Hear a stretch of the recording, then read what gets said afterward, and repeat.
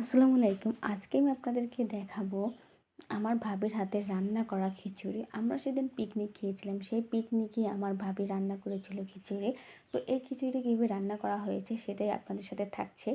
তো আমার ভাবি এখানে কিন্তু দারচিনি, এলাচ, তারপর তেজপাতা দিয়ে দিয়েছে। এরপর সাদা তেলটা দিয়ে দিয়েছে। সাথে দিয়ে দিয়েছে লবণ। এরপর এটাকে একটু ভালোভাবে নাড়িয়ে নিচ্ছে তেলটা গরম হওয়া পর্যন্ত। এর ভিতরে দিয়ে দিচ্ছিল কাঁচামরিচ বাটা। এরপর আদা রসুন বাটাও দিয়ে দিয়েছে পরিমাণ মতন। হলুদের গুঁড়া, মরিচের গুঁড়া, ধনিয়ার গুঁড়া, তারপর গরুর মাংসের মশলা।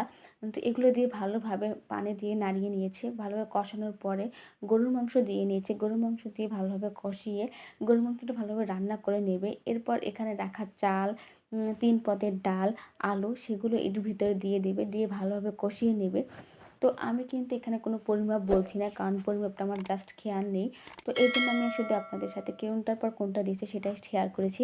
তো এটা ছিল আমাদের বাড়ির সবাই মিলে পিকনিক। তো আমার যে বড় ভাবি, সেই ভাবি এই খিচুড়িটা রান্না করেছে। সে তার রান্নাটা তার সবসময় সে যেটাই রান্না করে সেটাই খুব মজাদার হয়।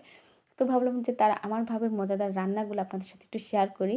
তো এই তো ভালোভাবে কিন্তু চালটা কষানোর পর পরিমাণ মতন পানি দিয়ে রান্না করা হয়ে গিয়েছে। এই ছিল আমাদের আজকের রান্না করা খিচুড়ির ভিডিও।